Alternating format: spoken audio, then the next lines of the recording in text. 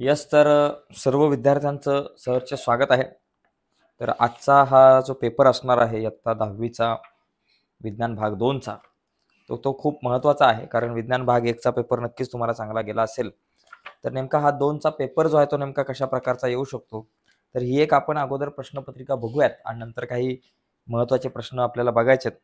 तर आपले बरेचसे विद्यार्थी या ठिकाणी जॉईंट होत आहेत, तर मी सर्वांना विनंती करतो की पटापट जॉईंट व्हा. लवकर आपल्याला आपली चर्चा जी आहे ती पुढे न्यायची आहे. जे विद्यार्थी जॉईन झालेत त्यांना एक रिक्वेस्ट आहे मित्रांनो, जर चॅनल अजून तुम्ही सबस्क्राईब नसेल केला तर प्लीज आत्ताच पटकन चॅनल सबस्क्राईब करून टाका आणि त्या बाजूला एक बेलचं बटन आहे ते सुद्धा दाबा, जेणेकरून मी अपलोड केलेल्या प्रत्येक नवीन व्हिडिओची नोटिफिकेशन सगळ्यात अगोदर तुमच्यापर्यंत पोहोचेल. तर हे काही इम्पॉर्टंट प्रश्न आहेत ते आपण बघूयात आणि नंतर मग आपण ही प्रश्नपत्रिका अगोदर बघू आणि नंतर आपण एक प्रश्नपत्रिका उत्तरांसहित बघणार आहोत. आन्सर सहित 2 प्रश्नपत्रिका त्या इम्पॉर्टंट असतील, त्याच्यातले बरेचसे प्रश्न येण्याची शक्यता आहे. तर बघा या ठिकाणी जर आपण बघितलं तर इथे आपल्याला काय दिलंय की दिलेल्या पर्यायांपैकी योग्य पर्याय क्रमांक निवडा, हा पहिला प्रश्न असतो ज्याच्यात तुम्हाला 5 पैकी 5 मार्क मिळू शकतात. आता इथं बघा पुनर्जनन पद्धती टिंबटिंब या प्राण्यात आढळते. आता पुनर्जनन पद्धती ही जी आहे ती कुठल्या प्राण्यामध्ये आढळते? अमिबा आहे, पॅरामेशियम आहे, युग्लेना आहे का या ठिकाणी प्लॅनेरिया? तर या ठिकाणी प्लॅनेरिया हे जे उत्तर आहे ते मित्रांनो या ठिकाणी करेक्ट आहे. बरोबर, प्लॅनेरिया या ठिकाणी हे उत्तर बरोबर आहे. ओके, तर बऱ्याच मुलांना माहिती असेल की हे उत्तर बरोबर आहे. आता बघा लॅक्टोबॅसिलस ब्रुईस या सूक्ष्मजीवांच्या मदतीने टिंबटिंब हे पेय तयार होते. कोको, कॉफी, वाईन की सिडार? तर याच्यामध्ये मित्रांनो कॉफी हे पेय या ठिकाणी तयार होतं, हे आपल्याला माहिती पाहिजे. जी मुलं पुस्तकं वाचलेलं असेल ज्या मुलांनी त्यांना ही उत्तरं पटापट येतील. जनुकातील एखादे न्यूक्लिओटाइड अचानक आपली जागा बदलते, त्यामुळे जो लहानसा बदल घडून येतो त्या बदलाला काय म्हणतात?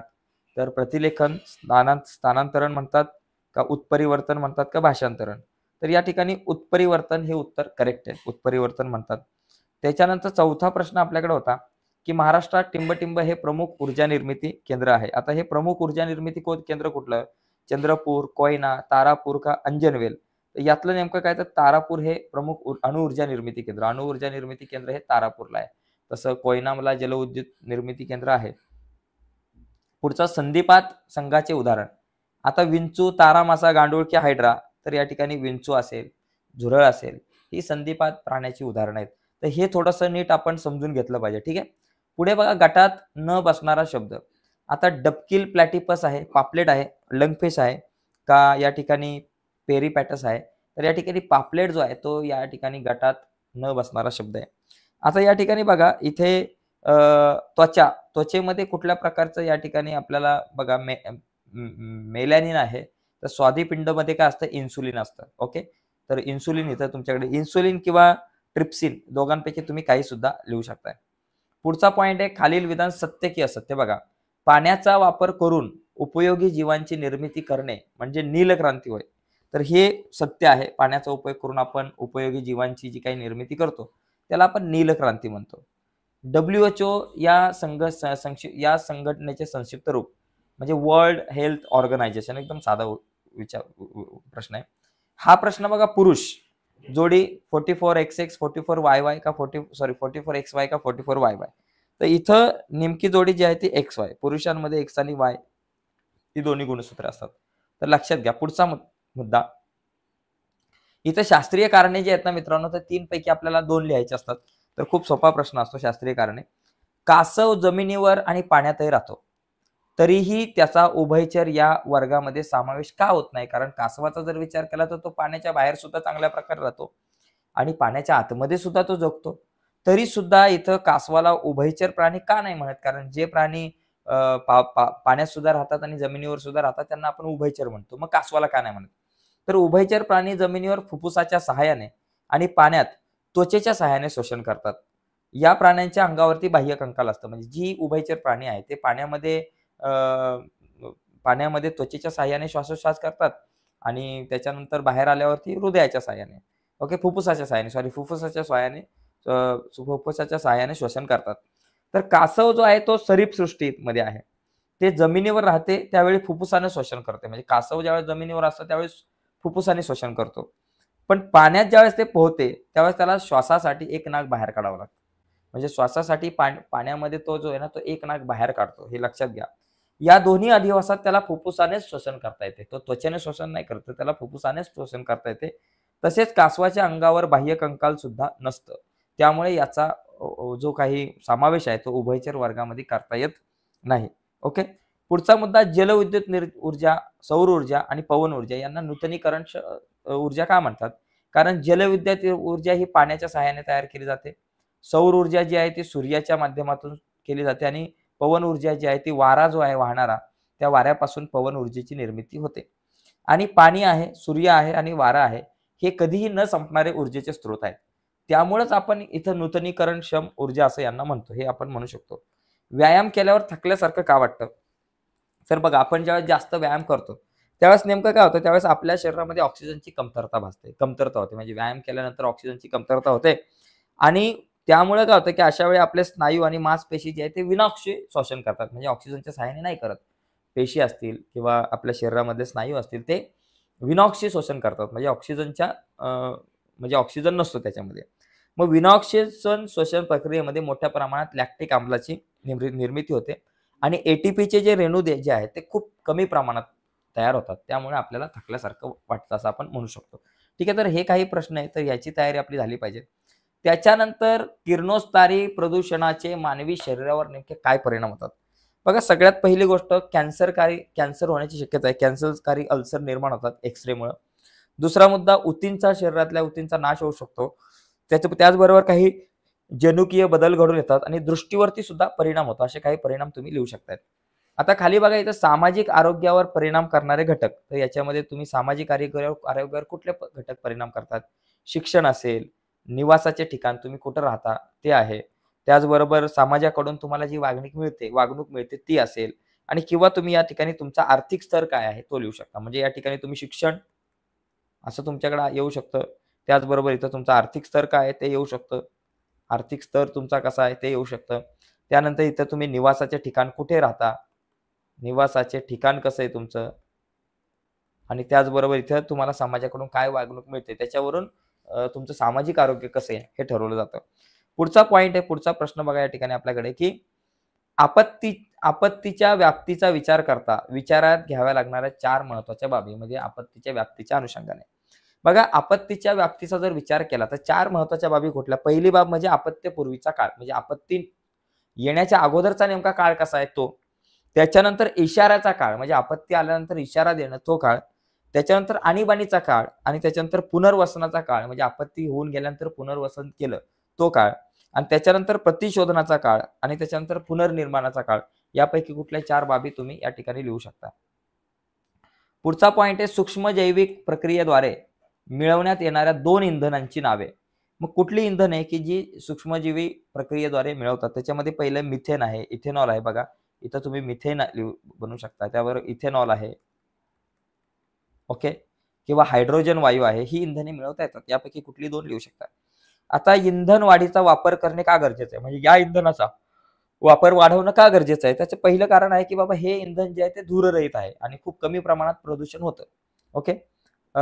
पुढचा मुद्दा आहे, भविष्य काळात पर्यावरणपूरक इंधने म्हणून याला वापरण्यात येऊ शकतं. इथेनॉल असेल, मिथेन असेल, हायड्रोजन असेल याला. आणि ही इंधने सहज आणि मुबलक प्रमाणात उपलब्ध आहेत. त्यामुळे या इंधनाचा वाढ करणं गरजेचं आहे. पुढे डीएनए फिंगरप्रिंट म्हणजे काय आणि या तंत्राचा वापर प्रामुख्याने कोणत्या क्षेत्रात केला जातो?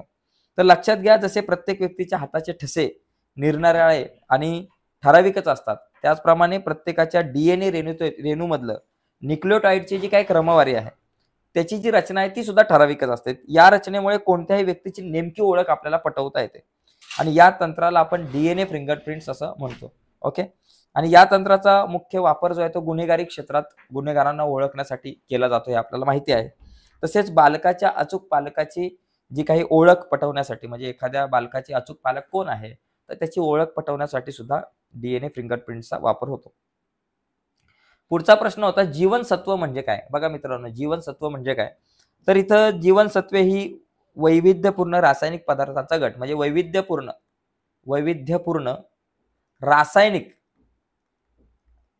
पदार्थांचा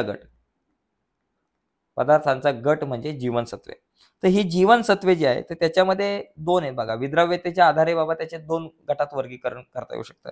म्हणजे विद्राव्यतेच्या आधारे म्हणजे कसं, पाण्यामध्ये विरघळणारी जीवनसत्वे आणि मेदात विद्राव्य असणारी जीवनसत्वे. याच्यामध्ये बघा, पाण्यामध्ये विरघळणारी जीवनसत्वे कुठली, तुम्ही लक्षात घ्यायचं, बी आणि सी ही जी जीवनसत्व आहे ती पाण्यात विरघळतात, आणि ए, डी, ई, के ही जी काही जीवनसत्व आहे ती तुमची मेदामध्ये विरघळतात. म्हणजे एकूण जीवनसत्व कुठली, बी आहे, सी आहे, त्याच्यानंतर ए, डी, ई, के, बरोबर ना. तर या ठिकाणी ए, डी, ई, के ही जीवनसत्व जे आहेत ती मेदामध्ये विद्राव्य आहेत आणि बी आणि सी पाण्यात विरघळणारे आहेत. बरोबर, एक एक उदाहरण तुम्ही इथं देऊ शकताय. व्याख्या लिहा. मूलपेशी आहे, त्यानंतर फ्लोनिंग आहे, आणि त्याच्यानंतर जनुकीय दृष्ट्या उत्तम पिके. आता मूलपेशी म्हणजे काय, तर मूलपेशी या अविभेदनात प्राथमिक स्वरूपाच्या आणि स्वतःची पुनरावृत्ती करण्याची क्षमता ज्यांच्यामध्ये असते त्याला आपण मूलपेशी असं म्हणतो. क्लोनिंग म्हणजे काय, तर या ठिकाणी बघा, क्लोनिंगची व्याख्या लिहिताना तुम्ही लिहू शकता की एखादी पेशी किंवा अवयव किंवा संपूर्ण शरीराची हुबेहूब प्रकृती तयार करणं म्हणजे क्लोनिंग होय. म्हणजे एखादी पेशी किंवा एखादा अवयव किंवा एखाद्या व्यक्तीची किंवा एखाद्या संपूर्ण शरीराची हुबेहूब जी प्रतिकृती तयार केली जाते त्याला आपण क्लोनिंग म्हणतो, जिथं हुबेहूब प्रतिकृती तयार होते. आणि क्लोनिंगचे 2 प्रकार या ठिकाणी आहेत, ते तुम्ही लिहिले तरी चालतील किंवा नाही लिहिले तरी काही हरकत नाही. जनुकीय दृष्ट्या उन्नत पिके कुठली, बघा ही एक व्याख्या आहे की त्याच्यामध्ये तुम्ही लिहू शकता की पिकांच्या प्रजातीमध्ये नसलेल्या अशा बाहेरच्या जनुकाला, म्हणजे पिकांच्या प्रजातीमध्ये नसलेलं एखादं बाहेरचं जनुक आहे, तर त्या जनुकाला एखाद्या पिकाच्या जनुकीय साच्यात टाकणं, म्हणजे त्या एखाद्या ठराविक पिकाच्या जनुकीय साच्यामध्ये टाकून नवीन एखादं पीक निर्माण करणं. ओके, जमीन एखादं पीक आपल्याला इच्छुक अशा गुणधर्माचं एखादं पीक ज्यावेळेस तुम्ही तयार करतो तेव्हा त्याला जनुकीय दृष्ट्या उन्नत पिके असं आपण म्हणतो. ओके, आता हा जो उतारा आहे हा उतारा वाचून तुम्हाला काही प्रश्नांची उत्तरं लिहायची आहेत. बघा, समुद्रामध्ये विविध कारणांनी टिंब तेलाची गती होते. आता कुठल्या तेलाची गती होते बाबा, ऑक्सिजन तेल आहे का, पेरिडिंग्स आहे का, यांत्रिक आहे का, CO2 तेल आहे का, नाही तर पेट्रोलियम तेलाची.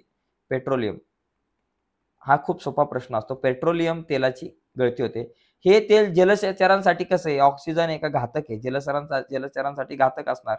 ओके, आणि आलेल्या तेलाचा जो तवंग आहे, या ठिकाणी जे तेल आलेलं आहे याचा तवंग टिंब पद्धतीने या ठिकाणी आपल्याला दूर करणे सोपे नाही. म्हणजे यांत्रिक पद्धतीने आपल्याला याचा तवंग जो आहे, यांत्रिक पद्धतीने हा जो सगळा तवंग आहे तो काढणं आपल्याला सोपे नाही.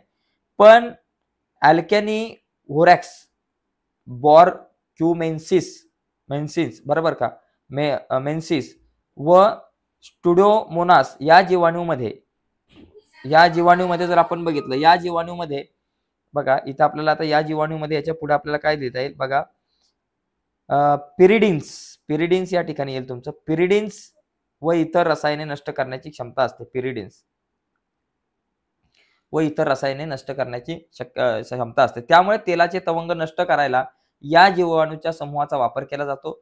यात HCB, त्यांना HCB म्हणतात. HCB हे हायड्रोकार्बनचे अपघटन करून त्यातील कार्बनचा, आता याच्यामध्ये जे काही कार्बन आहे त्या कार्बनचा ऑक्सिजनशी संयोग होऊन, ऑक्सिजनशी म्हणजे O2शी संयोग घडवून आणला जातो आणि या अभिक्रियेमध्ये कार्बन डायऑक्साईड व पाणी तयार होतं असं आपण म्हणू शकतो. ठीक आहे, आता इथे बघा, या ठिकाणी ही जी आकृती, अशा प्रकारे आकृती येते. आता ही पवनचक्कीची आकृती आहे.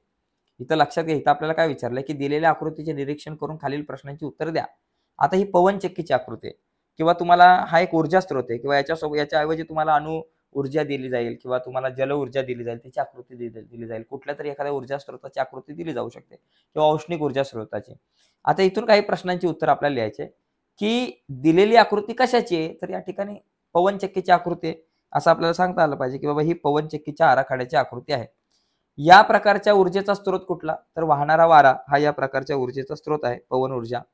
या स्त्रोतास पर्यावरण स्नेही स्त्रोत का म्हणतात, कारण वारा जो आहे तो नष्ट होणार नाही. आपण म्हणू शकतो या स्त्रोतास पर्यावरण स्नेही स्त्रोत का म्हणतात, कारण यात कोणत्याही प्रकारच्या इंधनाचं ज्वलन होत नाही, त्याचबरोबर त्याचं प्रदूषण सुद्धा होत नाही, त्यामुळे यांना पर्यावरण स्नेही स्त्रोत आपण म्हणू शकतो. पुढे बघा, ताण तणाव व्यवस्थापनाचे उपाय. बाबा, ताण तणाव जर का असेल तुमच्या आयुष्यामध्ये तर त्याचं कसं व्यवस्थापन करावं. पहिली गोष्ट, तुम्ही नृत्य करू शकता, त्याचबरोबर तुम्ही चित्रकला काढू शकता, चित्रकला आहे. त्याचबरोबर तुम्ही वाचन केलं तर तुमचा ताणतणाव थोडासा कमी होऊ शकतो. पाककला असेल, ती जर तुम्ही जेवण बनवत राहिला तर तुम्ही करू शकता. छायाचित्रण आहे, छायाचित्रण जर तुम्ही केलं तर या ठिकाणी तुम्ही हे करू शकता. पाककला, वस्तूंचा संग्रह करणे किंवा कुठलाही छंद जोपासणे, यामुळे तुमचा ताणतणाव जो कमी होऊ शकतो. एकदम साधे सोपे काही प्रश्न होते. 3 मार्काला मित्रांनो हा प्रश्न होता. पुढे प्रथमोपचार पेटीसाठी आवश्यक असणाऱ्या 6 साहित्यांची नावे बाबा. काय काय असू शकतं तिथं? बँडेज पाहिजे तुम्हाला, त्याचबरोबर जखमेवर बांधण्याची जाळीची जी पट्टी पाहिजे, औषधोपचारासाठी उपचारासाठी लागणारा तुम्हाला या ठिकाणी कापूस पाहिजे, हातमोजे पाहिजेत, स्वच्छ आणि कोरड्या कापडाचे तुकडे पाहिजेत, साबण पाहिजेत, म्हणजे सेफ्टी पिना पाहिजे, ब्लेड पाहिजे, सुई पाहिजे, बँडेड पाहिजे, कात्री पाहिजे, थर्मामीटर पाहिजे. अशा प्रकारचे कुठले यापैकी 6 तुम्ही लिहू शकताय. यानंतर अवशेषांगे म्हणजे काय? अवशेषांगे म्हणजे काय हे लिहायचं होतं आपल्याला. अवशेषांगे म्हणजे काय? हे सजीवांच्या शरीरातील असे अवयव आहेत की ऱ्हास पावलेल्या किंवा अपूर्ण वाढ झालेल्या अवस्थेत असून ते निरुपयोगी असतात. म्हणजे अवशेषांगे हे सजीवांच्या शरीरातील अवयव ऱ्हास पावलेल्या किंवा अपूर्ण वाढ झालेल्या अवस्थेमध्ये असतात किंवा ते निरुपयोगी पण असतात. ओके. मानवी शरीरातील 2 अवशेषांगे कुठली? तर आंत्रपुच्छ, माकड हाड, कानांचे स्नायू, अक्कल दाढा किंवा अंगावरील केस. यापैकी कुठलेही 2 तुम्ही लिहू शकता. ओके. तीच अवशेषांगे व इतर कोणत्याही प्राण्यांसाठी कशी उपयुक्त असतात? मग तीच अवशेषांगे जी आहे, म्हणजे एखादं जर अवशेषांग ठराविक एखाद्या प्राण्यामध्ये आहे, परंतु दुसऱ्या त्याच्यामध्ये उपयुक्त नाही आणि दुसऱ्या प्राण्यांमध्ये उपयुक्त आहे. तर बघा, आंत्रपुच्छ माणसासाठी हे उपयुक्त नाही. आंत्रपुच्छ मानवामध्ये असलेले एक अवशेषांग आहे. त्याचा मानवाला काही उपयोग नाहीये. परंतु रवंथ करणाऱ्या प्राण्यांसाठी हे खूप उपयोगी आहे, असं तुम्ही म्हणू शकताय. खालील दिलेली विधाने वाचून त्यांच्या खालच्या प्रश्नांची उत्तरे लिहा. तर खूप सोपा या ठिकाणी अशा प्रकारचा आहे की बाबा, माझ्या त्वचेवर कॅल्शियम कार्बोनेटचे काटे आहेत. मी प्रचलनासाठी व अन्न पकडण्यासाठी नलिका पादांचा उपयोग करतो. माझा प्राणीसंघ ओळखा व एक उदाहरण द्या.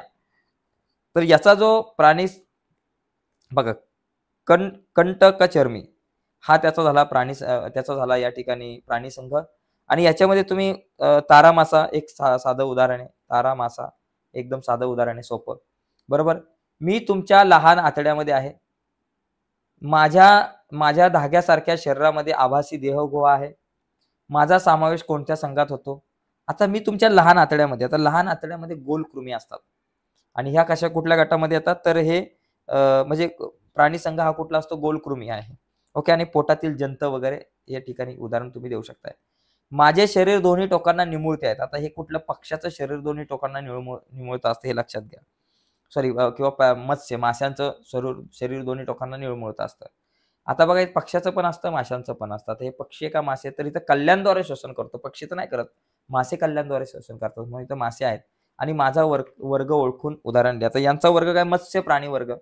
याचा वर्ग मत्स्य प्राणी वर्ग. आणि उदाहरण तुम्ही लिहू शकता. रोह, पापलेट, बिपलेट कुठले माशांची नावं द्या. इथे बघा, 4 मार्काचा प्रश्न खूप सोपा होता. पुरुष प्रजनन संस्थेवर आधारित विचारलेल्या प्रश्नांची उत्तरे. यावेळेस असाही येऊ शकतो, स्त्री प्रजनन संस्थेवर विचारलेल्या प्रश्नांची उत्तरे. त्यामुळे स्त्री प्रजनन संस्थेचे जे काही अभ्यास आहे तो करा. स्त्री प्रजनन संस्था जी आहे ती नीट समजून घ्या. त्याच्यावर एखादा प्रश्न 5 मार्काला येऊ शकतो यावर्षी. ओके. पुरुषांमध्ये कोणत्या अवयवात शुक्राणूंची निर्मिती होते? तर कुठल्या अवयवामध्ये? तर पुरुषांमध्ये शुक्राणूंची निर्मिती वृषणामध्ये होते. वृषण या अवयवामध्ये होते. एका शुक्राणूची लांबी किती? तशी 60 मायक्रोमीटर. 60 मायक्रोमीटर. आणि शुक्रवाहिनीचे कार्यालय, शुक्रवाहिनीचे कार्य काय बाबा? शुक्रपेशींचे वहन. एका वाक्यात उत्तर, शुक्रपेशींचे वहन. 5 पैकी 5 मार्क मिळतील ना मित्रांनो. त्याच्यानंतर शुक्रपेशी कोणत्या पेशी विभाजन पद्धतीने तयार होतात? तर इथं तुम्ही लिहू शकता, शुक्रपेशी ज्या आहेत त्या अर्धसूत्री. आणि त्याच्यानंतर खाली पुरुष प्रजनन संस्थेतील जोडी नसणाऱ्या कोणत्याही 2 अवयवांचे बघा, पुरुष प्रजनन संस्थेतील जोडी नसणाऱ्या कोणत्याही 2 अवयवांची नावे लिहा. आता मूत्रजनन वाहिनी याची काही जोडी नाहीये आणि पुरस्त्र ग्रंथी, वृषणकोश आणि शिश्न यांची कुठलीही जोडी नाहीये. ओके. पुढे बघा. पुढे या ठिकाणी हा एक प्रश्न होता, हा खूप सोपा प्रश्न आहे की धोक्यात आलेल्या प्रजातींचे वर्गीकरण. तर याच्यामध्ये संकटग्रस्त प्रजाती आहेत. याच्यामध्ये दुर्मिळ प्रजाती आहेत. दुर्मिळ प्रजाती या ठिकाणी तुम्ही लिहू शकताय. याच्यामध्ये संवेदनशील प्रजाती आहेत आणि याच्यामध्ये अनिश्चित प्रजाती आहेत. अनिश्चित प्रजाती. आणि मग याच्यामध्ये आणखी एक प्रश्न विचारला होता की बाबा, जैवविविधतेचे संवर्धन कसे करता येईल? 4 मुद्दे लिहा.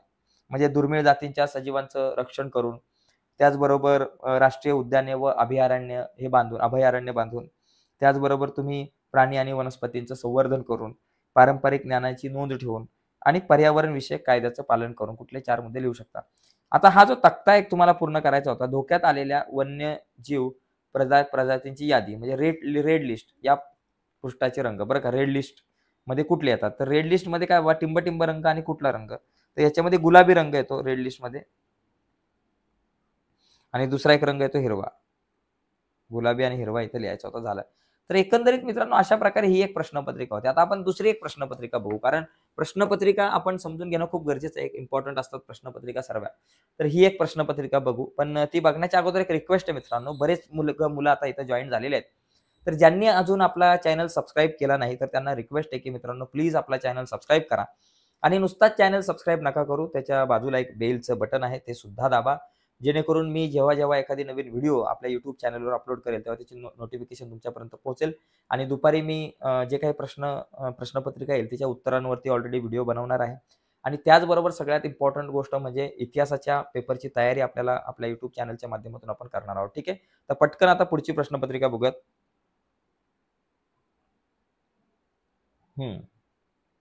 बघा, याच्यानंतर आपण आणखी एक इम्पॉर्टंट म्हणजे 2-3 इम्पॉर्टंट प्रश्नपत्रिका बघितल्या तर त्याच्यातल्या बऱ्याचशा गोष्टी रिपीट होण्याची शक्यता असते. साठवलेल्या पाण्यात कोणती ऊर्जा असते, तर साठवलेल्या पाण्यामध्ये स्थितीज ऊर्जा असते. इथे उत्तरासहित आहे. सूत्री पेशी विभाजनाच्या टिंब अवस्थेत केंद्रकावरण पूर्णपणे नाहीसे होते, तर मध्य अवस्थेमध्ये. टिंब प्रदूषणामुळे जनुकीय बदल घडून येतात, किरणोत्सारी. मानवी शुक्रपेशींची निर्मिती कोण करतं, वृषण करतं. आसाममधील कोणत्या अभयारण्यास धरणे व पाण्याचा होत असलेला बेसुमार वापर यांचा फटका बसलेला आहे, तर मानस अभयारण्याला.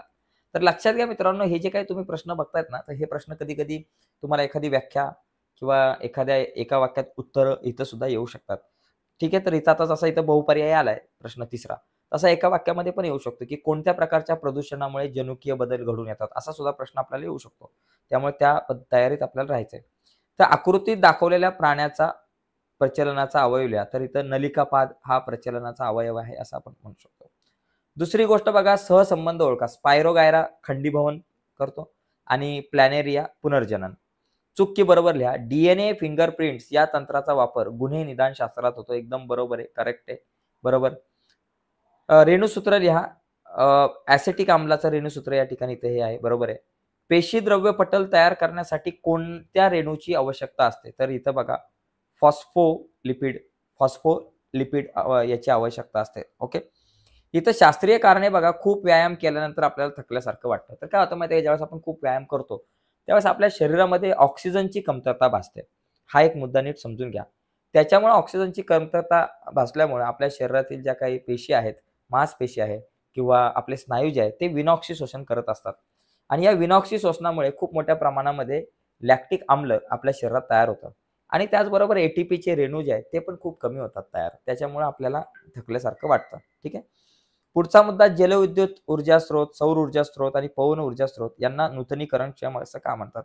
बघा, पहिली गोष्ट जलविद्युत ऊर्जा जी आहे, आता मगाशी पण आपण या प्रकारचा प्रश्न आपण बघितला होता. ठीक आहे, आता आपण पुढचा प्रश्न बघू. जे रिपीट झाले ते बघायची गरज नाहीये. रसायन उद्योगात रासायनिक उत्प्रेरकांऐवजी सूक्ष्मजीव विकरे वापरली जातात. तर इथे बघा, सूक्ष्मजीव विकरे वापरल्याने ऊर्जा बचत होते. तसेच महागड्या क्षरणरोधक उपकरणांची गरज भासत नाही. काही विकरे ही कमी तापमान, पीएच व दाब अशा परिस्थितीत देखील काम करू शकतात. आणि सूक्ष्मजैविक विकरे वापरून केलेल्या क्रियांमध्ये अनावश्यक उत्पादने बनत नाहीत. त्यामुळे शुद्धीकरणाचा जो काही खर्च आहे तो आपला वाचतो. आणि सूक्ष्मजीव जैविक विकरांच्या अभिक्रियांमध्ये टाकाऊ पदार्थांचे उत्सर्जन, त्यांचे विघटन टाळले जाते. तसेच विकरांचा पुनर्वापरही करता येतो. म्हणून सूक्ष्मजैविक विकरे ही पर्यावरण स्नेही असतात आपल्याला असं म्हणता येईल. ठीक आहे, तर या ठिकाणी हे काही मुद्दे आहेत तर ते आपण समजून घेतले पाहिजे. पुढचा बघा, या ठिकाणी फरक स्पष्ट करायचा आहे. ऑक्सिशोषण आणि विनॉक्सी शोषण हा फरक स्पष्ट करायचा आहे. याच्यामध्ये शोषणासाठी ऑक्सिजनची गरज असते, इथं ऑक्सिजनची गरज नसते. साधी गोष्ट आहे, ऑक्सिजनची गरज असते, ऑक्सिजनची गरज नसते. ऑक्सिशोषण केंद्रक आणि पेशीद्रव्य अशा 2 ठिकाणी होते. इथं काय होतं, केंद्रक आणि पेशीद्रव्य अशा 2 ठिकाणी होते आणि इथं केवळ पेशीद्रव्यामध्ये होते. ऑक्सिशोषणाच्या प्रक्रियेत शेवटी CO2 आणि H2O निर्माण होतो. म्हणजे याच्यामध्ये शेवटी CO2 निर्माण होऊन तो बाहेर जातो आणि H2O निर्माण होतो. आणि विनाऑक्सी श्वसनाच्या प्रक्रियेत शेवटी CO2 आणि C2H2OH हा निर्माण होतो. ऑक्सी श्वसनात खूप मोठ्या प्रमाणात ऊर्जा निर्माण होते आणि इथं कमी प्रमाणात ऊर्जा निर्माण होते बस. किंवा ऑक्सी श्वसन टिप लिहा, विनॉक्सी श्वसन टिप लिहा असा सुद्धा प्रश्न येऊ शकतो. पुढे बघा, थोडक्यात टिप लिहा, देवराई म्हणजे काय? ही खूप चांगली टिप आहे, ही येऊ शकते यावर्षी सुद्धा. समाजाने एकत्र येऊन देवाच्या नावाने संरक्षित केलेल्या जैवविविधतापूर्ण असं क्षेत्र म्हणजे देवराई. म्हणजे समाजानेच एकत्र येऊन देवाच्या नावाने संरक्षित केलेली जी काही जैवविविधतापूर्ण अशी जमीन असेल किंवा जंगल असतं त्याला आपण देवराई म्हणतो. हे जंगल देवाच्या नावाने राखलेले व पवित्र समजले जात असल्यामुळे तेथे कोणीही जंगलतोड करत नाही, शिकार करत नाही, या सगळ्या प्रक्रिया करत नाही. हे परंपरेने चालत आलेले जंगल असे समाजाने सांभाळलेले एक अभयारण्य आहे. म्हणजे परंपरेने चालत असलेलं आणि समाजाने सांभाळलेलं हे अभयारण्य असतं. सरकारचे वन खाते देवराईचा सांभाळ करत नाही, परंतु स्थानिक समाज ही जबाबदारी घेतं. आणि भारताच्या पश्चिम घाटात अशा खूप देवराया आहेत. शिवाय संपूर्ण भारतात दाट जंगलांच्या देवराया आपल्याला आढळतात. ओके, यानंतर संकल्पना स्पष्ट करा. आधुनिक प्रजनन तंत्रज्ञान किंवा काच नलिकेतील फलन. बरोबर. बघा, याच्यामध्ये लक्षात घ्या, IVF म्हणजे इन विट्रो फर्टिलायझेशन म्हणजेच शरीराबाहेरचं फलन. आधुनिक वैद्यक शास्त्रातील हे तंत्रज्ञान ज्यांना मूल हवे आहे अशा अपत्यहीन दाम्पत्यांसाठी वापरण्यात येतं. शुक्रपेशींचे अत्यल्प प्रमाण किंवा अंडपेशीचा अंडनलिकेमध्ये प्रवेश करण्यात आलेले अडथळे या कारणांवर मात करण्यासाठी हे तंत्र वापरलं जातं. मातेची अंडपेशी बाहेर काढून ती काच नलिकेत ठेवली जाते. त्यावर पित्याचा शुक्राणुपेशी सोडून काच नलिकेतच त्याचं फलन केलं जातं.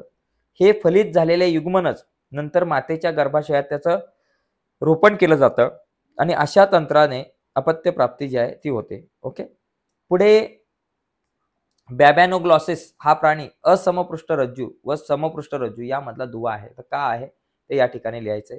याचे कारण काय माहितीये का? हा प्राणी जो आहे ना तो असमपृष्ठरज्जू प्राण्याचे थोडे गुणधर्म दाखवतो. त्याचबरोबर समपृष्ठरज्जू प्राण्याप्रमाणे त्याला पृष्ठरज्जू असतो आणि दोन्ही गटाचे गुणधर्म थोडे थोडे त्याच्यामध्ये आहेत, म्हणून आपण हे म्हणू शकतो. ठीक आहे, पुढचा डार्विनचा नैसर्गिक निवडीचा सिद्धांत लिहा. तो सिद्धांत आपल्याला माहिती आहे की चार्ल्स डार्विन याने नैसर्गिक निवडीचा सिद्धांत मांडला. यासाठी त्याने विविध प्रदेशातील अनेक वनस्पती आणि प्राणी यांचे नमुने गोळा केले. ओके, आणि त्याने निरीक्षण करून सांगितलं की बाबा सक्षम ते जगतील. पुढचा मुद्दा, याचे स्पष्टीकरण देताना डार्विन म्हणतो की सर्व सजीव प्रचंड संख्येने उत्पादन करतात. निर्माण झालेले जीव जगण्यासाठी जीवघेणी स्पर्धा करतात आणि जो सक्षम असतो तो या स्पर्धेत टिकून राहतो. सक्षम जीवाच्या शरीरात जगण्यासाठी आवश्यक गुणधर्म असतात. हे निसर्गच निवडतो. निसर्गात सुयोग्य जीवन जगतात. निसर्गात सुयोग्य जीवच जगतात. म्हणजे जे जीव सुयोग्य आहेत तेच निसर्गात जगतात. बाकीचे जीव टिकाऊ धरू शकत नाहीत. ओके, जगलेले जीव पुनरुत्पादन करून स्वतःच्या वेगळ्या वैशिष्ट्यांसकट नवीन प्रजाती निर्माण करतात आणि हा सिद्धांत ओरिजिन ऑफ स्पीसीज या पुस्तकात त्याने लिहिलेला आहे.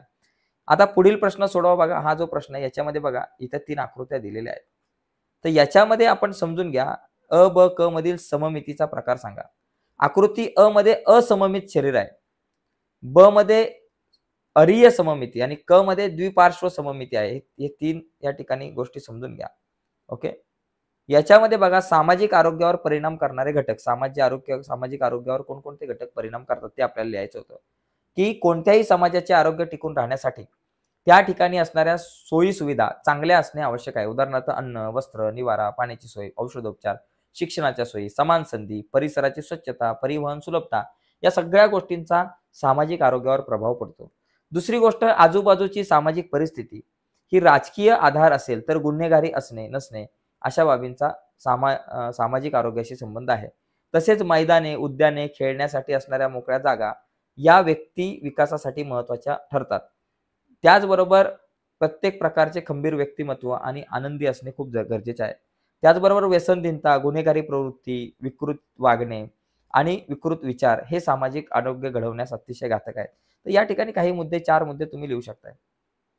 3-4 मुद्दे बघा, या ठिकाणी तक्ता पूर्ण करा. सायट्रिक आम्ल याचं काम काय? आम्लता देणे. हे प्रत्येकाचं काम काय या ठिकाणी इथं दिसतंय, हे तुम्ही वाचून घ्या व्यवस्थित व्हिडिओला पॉज वगैरे करून. जैवविविधतेच्या तीन पातळ्या ज्या आहेत त्या स्पष्ट करा. बघा, पहिली पातळी अनुवांशिक विविधता, दुसरी प्रजातींची विविधता आणि तिसरी परिसंस्था विविधता. तर अनुवांशिक विविधता म्हणजे एकाच जातीतील सजीवांमध्ये आढळणारी विविधता, म्हणजे एकाच जातीच्या सजीवांमध्ये जी विविधता आढळते तिला आपण अनुवांशिक विविधता म्हणतो. प्रत्येक प्राणी किंवा माणूस एक समान नसतो. प्रत्येकामध्ये थोडे थोडे फरक आहे. प्रत्येकाचा चेहरा हा वेगळा आहे. सगळ्यांचे चेहरे सारखे दिसणारे नाहीये.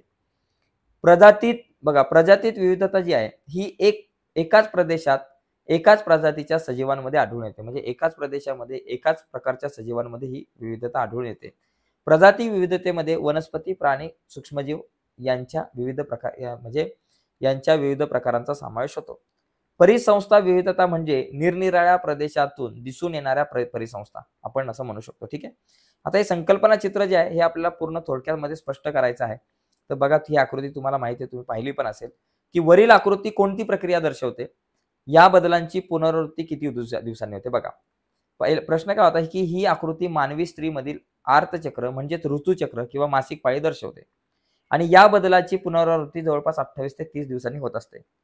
या प्रक्रियेत कोणती संप्रेरके भाग घेतात, तर आवर्त चक्र या प्रक्रियेत पीयूषका ग्रंथीतून स्त्रवणारी स्फुटिका ग्रंथी संप्रेरके किंवा पीतक पिंडकारी संप्रेरके आणि अंडाशयातून स्त्रवणारी इस्ट्रेजेन व प्रोजेस्टेरॉन ही संप्रेरके भाग घेतात. तर हे आपल्याला सांगता आलं पाहिजे.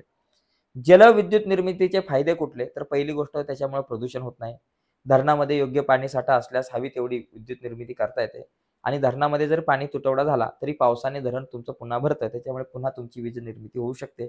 त्याचबरोबर हा नूतनीकरणक्षम ऊर्जेचा स्रोत आहे. ठीक आहे. अवशेषांगे म्हणजे काय, हा एखादा प्रश्न तुम्हाला येऊ शकतो. मगाशी आपण बघितलाय. बघा, कोणत्याही दोन मानवी अवशेषांगाची नावे लिहा, हा प्रश्न आपण मगाशी बघितला होता. कोणतेही एक मानवी अवशेषांग इतर प्राण्यांसाठी कसे उपयुक्त असते ते बघा, हे पण याच्यावर पण मगाशी आपण चर्चा केली.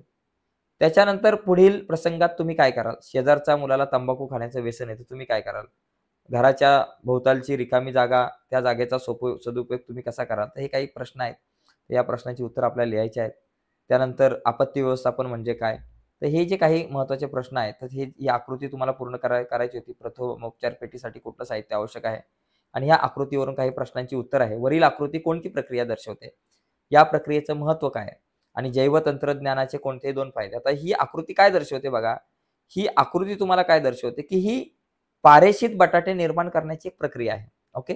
आणि दुसरा मुद्दा याच्यामध्ये काय दिलाय की या प्रक्रियेचे महत्त्व काय, हे बटाटे जे आहेत ते विब्रियो चॉलेरेट किंवा ते बघा विब्रियो कॉलरी आहे किंवा इरिश्चियन कॉलाय यांसारख्या जीवाणूंच्या विरुद्ध काम करतील आणि हे बटाटे खाल्ल्यामुळे कॉलरा किंवा ई कोलाय जीवाणूंमुळे होणाऱ्या रोगाविरुद्ध जी काही प्रतिकार शक्ती आहे आपली ती कमी होईल. ओके. असा हा प्रश्न होता.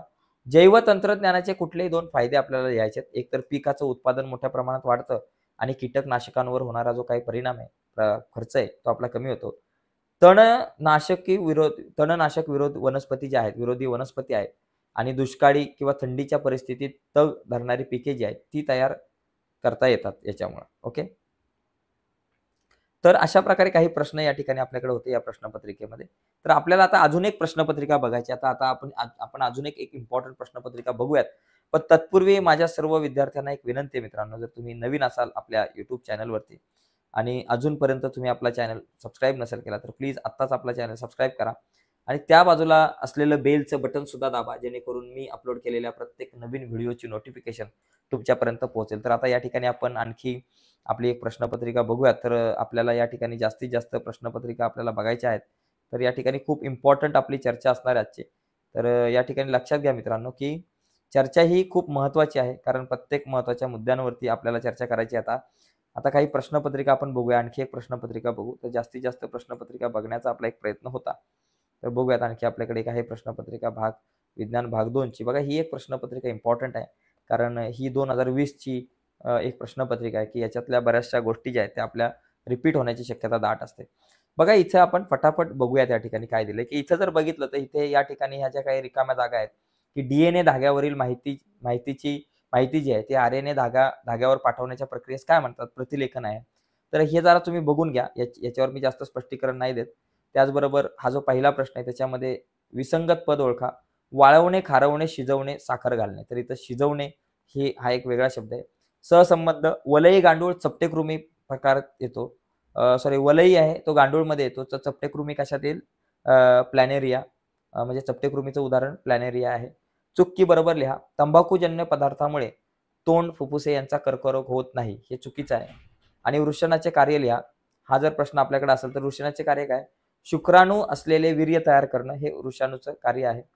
मी सरीप सृष्टी व सस्तन प्राणी या दोघांना जोडणारा दुवा. तर मी कोण? तर डकबिल प्लॅटिपस हायेल. ओके. शास्त्रीय कारणे द्या. याच्यामध्ये भारतीयांनी कुटुंब नियोजन करून लोकसंख्येला आळा घातला पाहिजे. याचं कारण काय की भारताची लोकसंख्या जी आहे ती खूप झपाट्याने वाढत आहे. जवळपास आज ती लोकसंख्या 121 कोटीच्या वर गेलेली आहे. ओके. तर ही जी लोकसंख्या आहे, तर मला एक गोष्ट सांगायची की तुम्हाला दिसतंय का सगळं मी जे आता दाखवतोय या सगळ्या गोष्टी तुम्हाला व्यवस्थित दिसतात की नाही हे थोडंसं बघितलं पाहिजे. एकच मिनिटं जरा व्यवस्थित आपण एकच मिनिट. ठीक आहे चला. आता कदाचित हे सगळं तुम्हाला व्यवस्थित नीट दिसेल. मगाशी कदाचित दिसलं नसेल. पण आता बघा या ठिकाणी भारताची लोकसंख्या जी आहे ती खूप झपाट्याने वाढत आहे आणि आता जवळपास 121 कोटींच्या वर ही लोकसंख्या गेलेली आहे. म्हणजे आपला लोकसंख्येचा विस्फोट आपल्या देशामध्ये झालेला आहे. ज्यामुळे बेकारी वाढत आहे, दरडोई उत्पन्न आणि कर्ज जे आहे ते खूप मोठ्या प्रमाणात वाढत असताना आपल्याला दिसतंय आणि नैसर्गिक साधन संपत्तीवरती सुद्धा ताण येतोय. त्यामुळेच आपल्याला आपली जी लोकसंख्या जी आहे त्याच्यावरती नियंत्रण आणणं खूप गरजेचं आहे. ठीक आहे. याच्यानंतर पुढचा मुद्दा आहे की खूप व्यायाम केल्यानंतर आपल्याला थकल्यासारखे वाटते. हा प्रश्न मगाशी आपण बघितलेला आहे. त्यानंतर जलविद्युत ऊर्जा निर्मिती यांना नूतनीकरणक्षम ऊर्जा म्हणतात. हा पण प्रश्न आपण बघितलेला आहे मगाशी 2 वेळा. पुढचा बघा इथे एक प्रश्न आहे की याच्यामध्ये बघा किरणोत्सारी प्रदूषकाचे परिणाम. जनुकीय बदल होतात, कॅन्सरकारी अल्सर होतो, शरीरातील ऊतींचा नाश होतो आणि दृष्टीवर हानिकारक परिणाम होतात. त्याचबरोबर पक्षी वर्ग आणि सस्तन प्राणी वर्ग यांच्यातला जो काही फरक आहे तो स्पष्ट करा असा प्रश्न येऊ शकतो किंवा पक्षी वर्ग याविषयी थोडीशी पक्षी वर्गाविषयी टिप लिहा किंवा सस्तन प्राणी वर्गाविषयी टिप लिहा. बघा पक्षी पूर्णपणे खेचर जीवनासाठी अनुकूल झालेले असतात आणि सस्तन प्राणी पूर्णपणे भूचर जीवनासाठी अनुकूल असतात. यांचे शरीर निमुळते असते पक्षी वर्गातलं आणि सस्तन प्राणी वर्गाचं जे शरीर आहे ते निमुळतं नसतं. त्यांना शिर, मान, धड वगैरे शेपूट या सगळ्या स्वरूपात असतं. यांना उपांगांच्या 2 जोड्या असतात, परंतु उपांगे पंखांमध्ये परावर्तित झालेले असतात आणि यांना उपांगाच्या 2 जोड्या असतात सस्तन प्राण्यांना. एक जोडी जमिनीवर चालण्यासाठी अनुकूलित झालेली असते. त्याच्यानंतर पक्ष्यांच्या अंगुलींना नखे असतात आणि सस्तन प्राण्यांच्या अंगुलींना नखे आणि खूर असतात. यांचा बाह्यकंकाल पिसांच्या स्वरूपात असतो पक्षी वर्गाचा आणि यांचा बाह्यकंकाल केसांच्या किंवा लोकरीच्या रूपामध्ये असतो. तर असे काही तुम्ही या ठिकाणी फरक स्पष्ट करताना 4-4 मुद्दे लिहिले तरी चालतील. पुढे बघा. पुढील दिलेल्या चित्राचे निरीक्षण करून जी काही आपत्ती आहे तिचे परिणाम लिहा. तर ही रेल्वे अपघाताची एक आपत्ती आहे. तर याचे परिणाम काय? रेल्वे अपघात आहे, ही आपत्ती आहे. तर याचा परिणाम काय बाबा? रेल्वे प्रवासी जे आहे ते जबर जखमी होतात आणि रेल्वे प्रवाशांची जीवितहानी होऊ शकते. रेल्वेचं वेळापत्रक कोलमडतं. काही प्रमाणामध्ये रेल्वेची वाहतूक बंद होऊ शकते किंवा गाड्या उशिराने धावू शकतात. त्यामुळे इतर प्रवाशांचा हाल होऊ शकतो. रेल्वेच्या मालमत्तेचे मोठ्या प्रमाणात नुकसान होतं किंवा अनेकदा आजूबाजूच्या परिसराचं सुद्धा प्रचंड नुकसान होत असतं. पुढचा मुद्दा ताण-तणाव कमी करण्याचे उपाय. पहिली गोष्ट हास्यमंडळ. एकत्र जमून मोठ्या-मोठ्याने हसले पाहिजे. दुसरी गोष्ट सुसंवाद. मित्र, मैत्रिणी, पालक किंवा आप्तेष्ट यांच्यासोबत चांगला सुसंवाद असला पाहिजे. लेखन केलं पाहिजे. मनातले विचार लिहून काढणं गरजेचं आहे. त्याच्यातले कुठले विचार चांगले, कुठले विचार वाईट यावरती थोडा विचार केला पाहिजे. चांगले छंद जोपासले पाहिजेत. ठीक आहे. पुढे बघा तेलगळती जी आहे, सूक्ष्मजीव जे आहे त्या सूक्ष्मजीवांचा उपयोग कुठं-कुठं होतो? एक तर तेलगळतीवरती होतो, बायोगॅसच्या निर्मितीमध्ये होतो, जैव इंधनामध्ये होतो, सांडपाणी व्यवस्थापनामध्ये होतो, भूमिभरणामध्ये होतो, जैविक कीटकनाशके किंवा जैविक संरोपणामध्ये होतो. तर इथं कुठं-कुठं सूक्ष्मजीवांचा वापर होतो ते आपल्याला लिहायचं होतं. त्यानंतर खालील प्रश्न सोडवा. हा प्रश्न जो आहे याच्यामध्ये काय होतं की उत्क्रांतीमध्ये शरीरशास्त्रीय पुराव्यांचे उदाहरण म्हणजे महत्त्व उदाहरण सहज स्पष्ट करा. बघा निरनिराळ्या सजीवांमध्ये शरीरातील वैशिष्ट्ये साम्य दाखवतात. म्हणजे निरनिराळ्या सजीवांमध्ये शरीरातील वैशिष्ट्ये आपल्याला साम्य दिसतात. उदाहरणार्थ मानवी हात, बैलाचा पाय, वटवाघळाचा चर्मपर व देवमाशाचा पर यांच्या हाडामध्ये किंवा रचनेत साम्य दिसतं. हाडांच्या रचनेत साम्य दिसतं. म्हणजे वर तुम्ही मानवी हात असेल किंवा या ठिकाणी वटवाघळाचा चर्मपर असेल तर ते थोडंसं वेगळं दिसतं किंवा बैलाचा पाय असेल तर तो वेगळा दिसतो. परंतु वरवर वेगळा दिसतो आणि त्याचे उपयोग पण वेगळे आहेत. परंतु त्यांच्या आतमध्ये हाडांची रचना बघितली तर ती सारखी दिसते. बाह्य रूपात यात कोणतेही साम्य दिसत नाही. त्यांचा प्रत्येक प्राण्यात उपयोग सुद्धा वेगवेगळे आहे. तसेच त्यांच्या रचनेत सुद्धा भिन्नता आहे. परंतु हे हाडांमधलं जे साम्य आहे, हाडांमधलं जे काही साम्य आहे, हे त्यांचे पूर्वज समान असल्याचा दाखला देतात. ओके. पुढचा मुद्दा होता, की तुम्ही काय कराल? शेजारच्या मुलाला तंबाखू खायला आवडतं, तर तुम्ही काय कराल? बाबा त्याला सांगू, की तंबाखूमुळे कर्करोग होतो. त्याचबरोबर त्यांना ह्या सगळ्या गोष्टी पटवून देण्याचा प्रयत्न करू, की तंबाखूमुळे कशाप्रकारे चुकीच्या गोष्टी होऊ शकतात. तुमच्या मित्राला सतत सेल्फी काढायचा छंद आहे. याच्यासाठी काय कराल, की सतत सेल्फी काढण्याच्या सवयीला दूर ठेवणं गरजेचं आहे. अशा सवयीत अडकतो, तो केवळ स्वतःचाच विचार करीत असतो. यासाठी त्याची सेल्फी काढायची सवय दूर करण्याचा प्रयत्न केला पाहिजे. ओके. त्याचे मन इतर गोष्टीकडे वळवण्याचा आपण प्रयत्न करू. तुमची बहीण अबोल आहे, सतत एकटी राहते, काय कराल? पहिली गोष्ट, सतत अबोल राहणाऱ्या व्यक्तीच्या मनात खूप वेगवेगळ्या प्रकारचे प्रश्न येत असतात, विचार येत असतात. कधी-कधी अशा व्यक्ती निराश सुद्धा होऊ शकतात किंवा त्यांना नैराश्याने त्या ग्रस्त असतात. यासाठी बहिणीला एकटे पडू देणार नाही. तिच्या मित्र-मैत्रिणी यांना घरी आणून त्यांच्यासोबत तिला चर्चा करायला लावू. पुढचा मुद्दा आहे, घरातील घन कचऱ्याचे विघटन तुम्ही कशाप्रकारे करू शकताय? हा एक प्रश्न आहे. या प्रश्नाची पण तयारी ठेवू शकताय. आणि बघा, पुढील आकृतीचे निरीक्षण करून विचारलेल्या प्रश्नांची उत्तरं. आता ही आकृती जी आहे, कोणत्या कोणत्या संघातला आहे हा प्राणी? तर हा संधिपात प्रकारचा आहे. त्याचे त्वचेवरील आवरण कोणत्या पदार्थाचे आहे? तर ते कायटिनयुक्त आहे. आणि शरीर कोणत्या प्रकारची सममिती दाखवतो? तर द्विपार्श्व सममिती दाखवतो. ओके. पुढचा एक प्रश्न आहे बघा, भाडोत्री मातृत्व म्हणजे काय? बरोबर, संकल्पना स्पष्ट करायच्या. ज्या स्त्रियांमध्ये गर्भाशय रोपणक्षम नसते किंवा ज्या स्त्रियांचं गर्भाशय जे आहे ते रोपणक्षम नसतं, अशा स्त्रियांना भाडोत्री मातृत्व ही उपचार पद्धती वापरता येते. या पद्धतीमध्ये काय केलं जातं, की जिला मातृत्व हवे आहे, अशा स्त्रीच्या अंडाशयामधून एक अंडपेशी बाहेर काढण्यात येते. या अंडपेशीचे काचनलिकेमध्ये त्याच स्त्रीच्या पतीच्या शुक्रपेशींचा वापर करून फलन घडून आणलं जातं आणि यातून तयार झालेलं जे भ्रूण आहे, ते दुसऱ्या भाडोत्री मातेच्या गर्भाशयामध्ये त्याचं रोपण केलं जातं. ओके. काचनलिकेतील फलन ही सुद्धा व्याख्या महत्त्वाची आहे किंवा ही सुद्धा संकल्पना महत्त्वाची आहे, की अंडपेशी मगाशी आपण बघितलेली ही व्याख्या. ठीक आहे. पुढचा मुद्दा बघा, वीर्यपेढी म्हणजे काय? की बाबा ज्या पुरुषांमध्ये शुक्राणूंची निर्मिती होत नसेल किंवा त्यांचं प्रमाण कमी असेल, तर अशा दाम्पत्याला वीर्यपेढीचा लाभ घेऊन अपत्य प्राप्ती करता येते. वीर्यपेढीमध्ये आरोग्यपूर्ण दाम्पत्याकडून सखोल शारीरिक आणि इतर तपासण्यानंतर त्यांनी लखित केलेले वीर्य साठवून ठेवले जाते आणि या वीर्यपेढीतलं वीर्य वापरून IVF तंत्राने भ्रूणाची निर्मिती करण्यात येते. बघा, पुढचा मुद्दा आहे, कृत्रिम उपग्रह म्हणजे काय? आणि हा चुकून आलेला आहे प्रश्न. हा भाग 1 मधला प्रश्न आहे. बघा, हिचा अशा प्रकारे आकृती येईल, मानवी शरीर आहे आणि त्याला नावं द्या त्याच्यातल्या वेगवेगळ्या अवयवांना, असा प्रश्न सुद्धा येऊ शकतो. पुढचा मुद्दा बघा, या ठिकाणी ऊर्जा प्रकार व त्यांची साधने. बघा, विद्युत ऊर्जा काय बाबा? त्याची साधने कुठली आहे? विद्युत ऊर्जा साधने जी आहे या ठिकाणी मला तर वाटतं हा बघा. तर या ठिकाणी हे जरा थोड्याशा गोष्टी ज्या आहेत त्या तुम्ही बघा. पुढचा एक प्रश्न आहे, की बाबा पुढील परिच्छेद वाचून त्यावरच्या प्रश्नांची उत्तरे. मगाशी बघितलं आपण हा. आणि त्याच्यानंतर इथे बघा, पर्यावरणात माझी भूमिका या मुद्द्यांच्या आधारे स्पष्ट करा. प्रतिबंधाच्या संदर्भात बाबा तुम्ही कशा प्रतिबंध कराल? नियंत्रण कसं कराल? निर्मिती कशी कराल? ओके. आणि त्याचबरोबर इथे प्रसार कसा कराल आणि जतन कसा कराल? हा एक सोपा प्रश्न होता. आणि त्यानंतर शेवटी आहे, की जैवतंत्रज्ञानाच्या संदर्भात हे सगळे प्रश्न आहेत, की जैवतंत्रज्ञान म्हणजे काय? तर सजीवांमध्ये कृत्रिमरित्या जनुकीय बदल व संकर घडून सुधारणा करण्याच्या प्रक्रियांना आपण जैवतंत्रज्ञान असे म्हणतो. ओके. याचा एक फायदा काय? पीक उत्पादन वाढतं, पिकाचं उत्पादन वाढतं आणि कीटकनाशकांवरती जो होणारा खर्च जो आहे तो कमी होतो. पुढे याचा एक व्यावहारिक उपयोग काय? की जैवतंत्रज्ञानाने मधुमेह, हृदयरोग अशा आजारांचे जे काही निदान आहे, त्याची लक्षणे दिसण्यापूर्वीच करता येतं.